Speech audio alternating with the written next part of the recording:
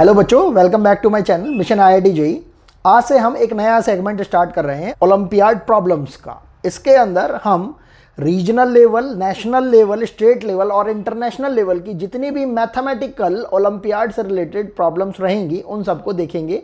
ये आपके जेईई के एग्जाम के लिए बहुत ज़्यादा हेल्पफुल रहेगा। अगर आप जेईई की प्रिपरेशन के साथ साथ इस सेगमेंट को भी फॉलो करेंगे तो आप देखेंगे कि आपकी कैलकुलेशन में, एनालिसिस के अंदर बहुत ही ड्रास्टिक चेंज आ जाएगा। तो स्टार्ट करते हैं। ये क्वेश्चन है हमारे पास 4 to the power a minus 36 to the power b equals to 28। इसके अंदर इन्होंने हमें a एंड b दो वेरिएबल दे रखे हैं, लेकिन इक्वेशन केवल एक दे रखी है।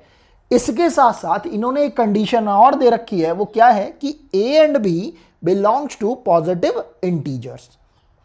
अब जब हम इस टाइप के क्वेश्चन को देखते हैं तो हमें बहुत सारे टाइप के थॉट्स आते हैं कि हम ए की कोई वैल्यू पुट करके देख लें, बी की उसके कॉरस्पॉन्डिंगली कोई वैल्यू पुट करके देख लें और हिट एंड ट्रायल के मेथड से इस क्वेश्चन को सॉल्व करने की कोशिश करें।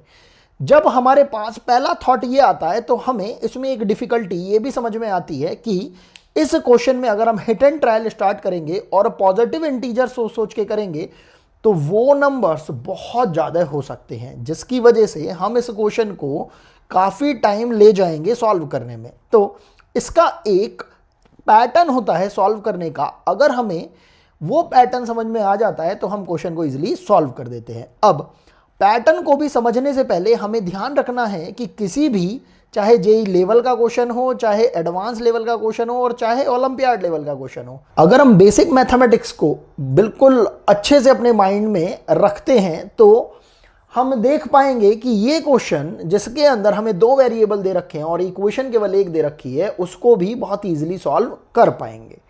इस क्वेश्चन को स्टार्ट करते हैं। हम देख रहे हैं कि जो हमारे पास LHS पार्ट दे रखा है जिसमें दोनों ही वेरिएबल हैं a एंड b, उसमें ये दोनों ही जो बेस नंबर्स हैं 4 एंड 36, ये एक परफेक्ट स्क्वायर को बनाते हैं।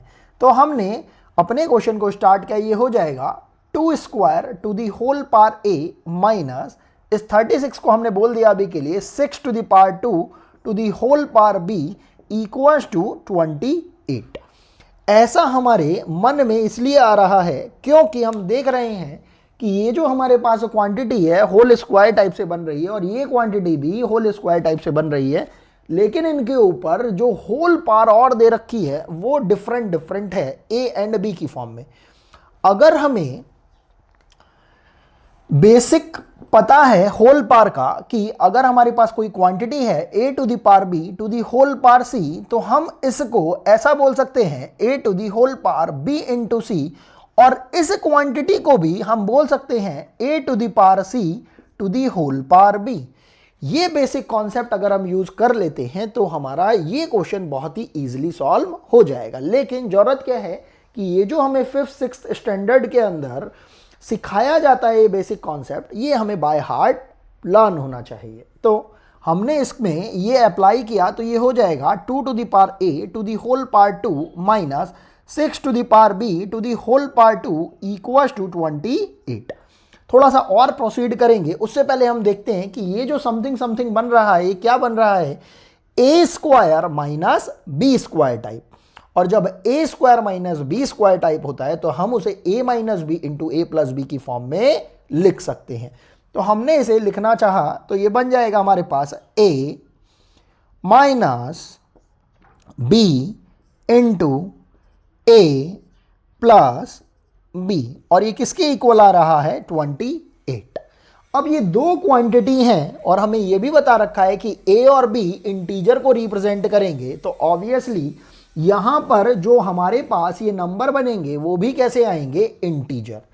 अब हम देख पा रहे हैं कि जो LHS साइड है हमारे पास a माइनस बी टाइप की term into a plus b type की टर्म को दे रहा है और हमारे पास RHS साइड में एक कांस्टेंट पॉजिटिव इंटीजर आ रहा है।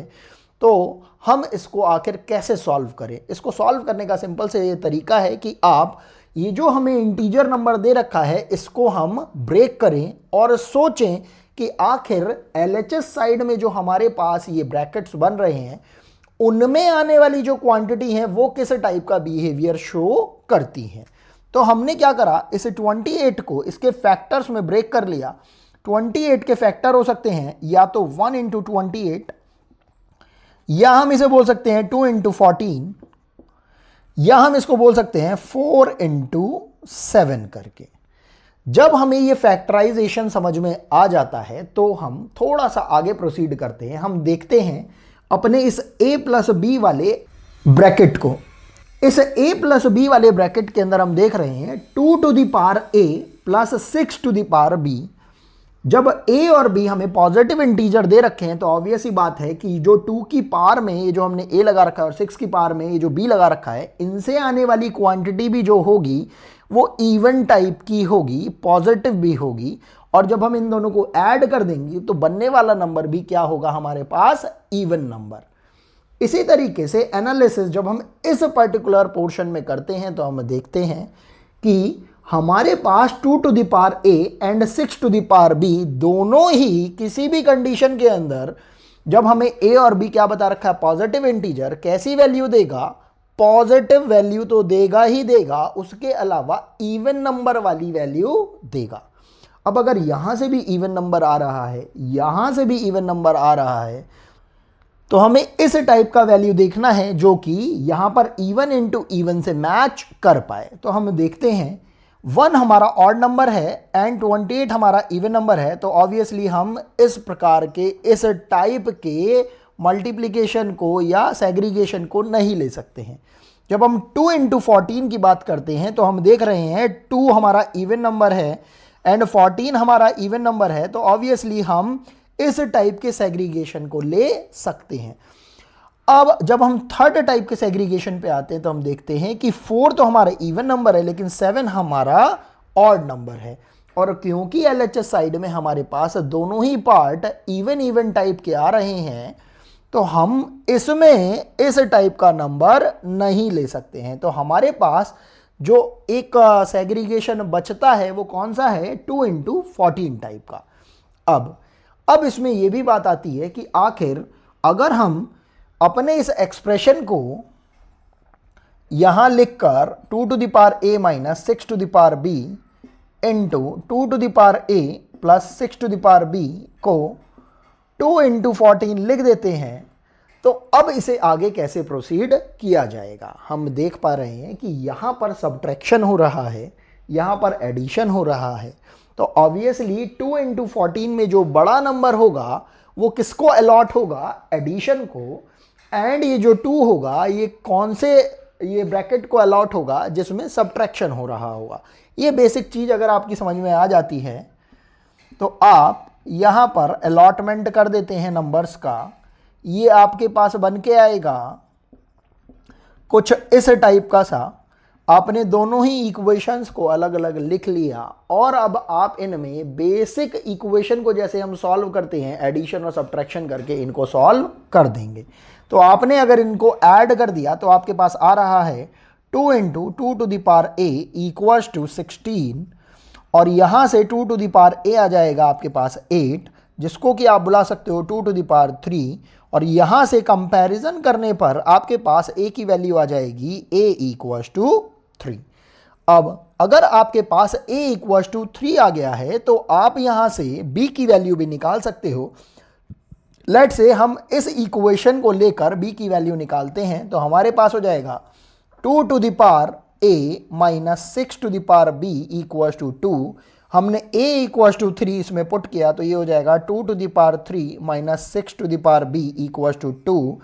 इसे हम बोल सकते हैं 8 माइनस 2, इस 2 को इधर की साइड लेके आ गए और 6 टू द पावर b को इधर ले गए, तो ये हो जाएगा हमारे पास 6 to the power b।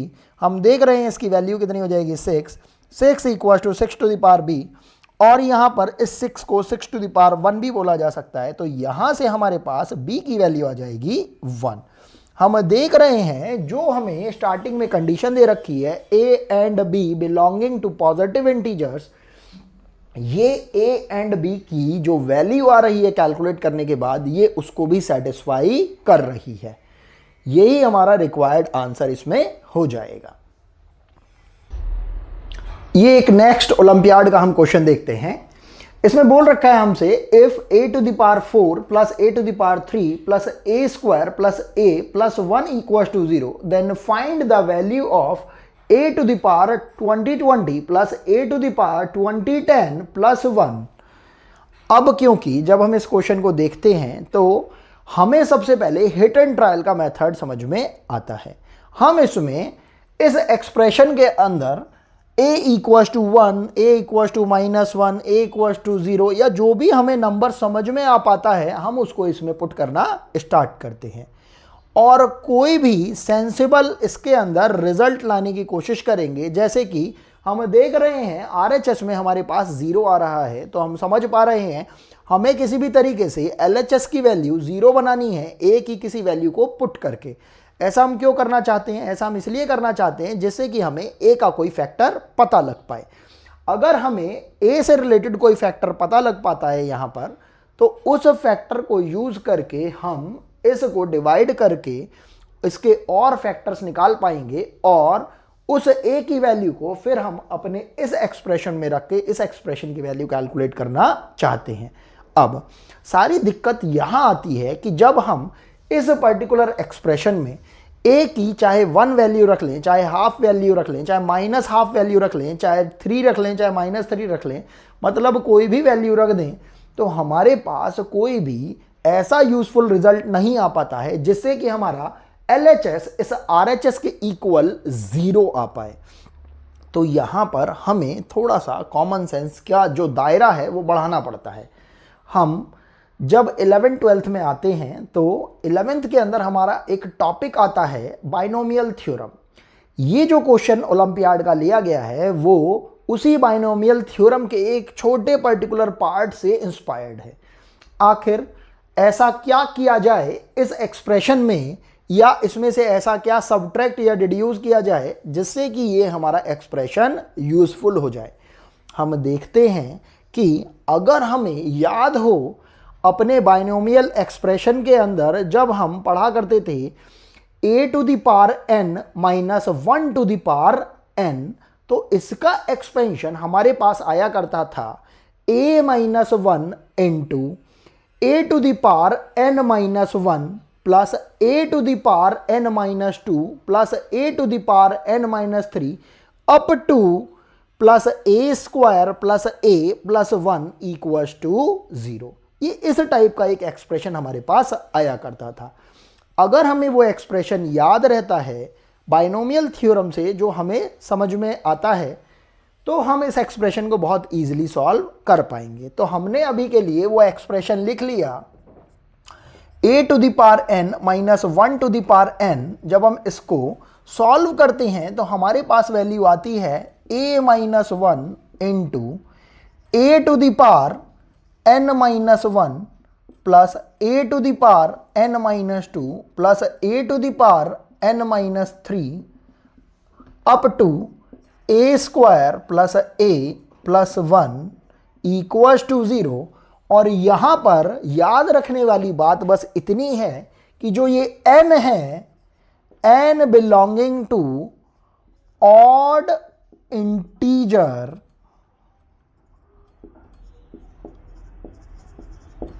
Positive number को ये रिप्रेजेंट करता है। अगर आपको ये चीज़ याद रहती है तो आप इसको बहुत इजीली सॉल्व कर पाते हो। अब आप कहेंगे कि इस LHS पोर्शन के अंदर तो हमारे पास इस टाइप का एक्सप्रेशन बन ही नहीं रहा है, ये तो केवल और केवल इस टाइप के एक्सप्रेशन को शो कर रहा है। तो अगर हमारे पास एक्सप्रेशन में इवन पावर आ रही है, ऑड पावर नहीं दिख पा रही है और एक्सप्रेशन भी थोड़ा डिफरेंटली बन रहा है, तो हम इस एक्सप्रेशन को अपने यूजफुल एक्सप्रेशन में कन्वर्ट कर देते हैं। हम क्या करते हैं, अपने इस पूरे एक्सप्रेशन को लेते हैं a to the power 4 plus a to the power 3 plus a square plus a plus 1 equals to 0 और इसके LHS और RHS दोनों में ही हम a माइनस 1 से मल्टीप्लाई कर देते हैं। अब क्योंकि हम देख रहे हैं RHS के अंदर 0 है और 0 से मल्टीप्लाई करके तो सारी क्वांटिटी 0 हो जाएगी।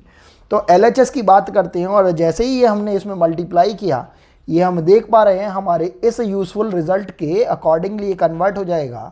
तो ये हो जाएगा a to the power 5 minus 1 to the power 5 मतलब 1 इक्वल्स टू 0 और ये हमारे पास एक बहुत ही अच्छी सी वैल्यू हमें दे देगा a⁵ इक्वल्स टू 1। अभी के लिए हम इसको लेट से बोल देते हैं इक्वेशन नंबर 1। अब हम अपने उस एक्सप्रेशन पर आते हैं जिसको कि हमें कैलकुलेट करने के लिए बोला गया है। हमने इसको लिख लिया a⁻2020 प्लस a⁻2010 प्लस 1, और हमने इसको थोड़ा सा सिंप्लीफाइड फॉर्म में लिखा। ये हो जाएगा a⁵ to the whole power 404 plus a⁵ 402 plus 1, और हम देख रहे हैं a⁵ की वैल्यू अभी हमने कैलकुलेट करी है, वो कितनी आई है हमारे पास 1। तो हमारे पास यहाँ पर ये वैल्यू हो जाएगी 1 to the whole power 404 plus 1 to the whole power 402 plus 1, और इन सब की वैल्यू तो कितनी कितनी आएगी 1, इसकी भी वैल्यू कितनी आएगी 1, और ये तो 1 हमें ऑलरेडी दे ही रखा है।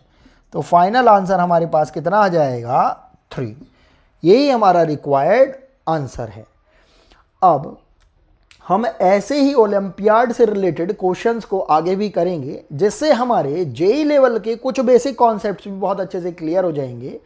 हम देखेंगे कि जैसे जैसे हम ओलंपियाड्स के इन कुछ छोटे छोटे कॉन्सेप्ट्स को समझेंगे, हम जेईई एडवांस लेवल पर जो बहुत ट्रिकी और टफ क्वेश्चन होते हैं उनको भी काफ़ी आसानी से सॉल्व कर पाएंगे। हमारी ये ओलंपियाड की जर्नी आज से स्टार्ट हो रही है और इसको हम ऐसे ही बढ़ाते आगे चलेंगे। आज के लिए बस इतना ही करते हैं, मिलेंगे आपसे नेक्स्ट वीडियो के अंदर। Thanks for watching.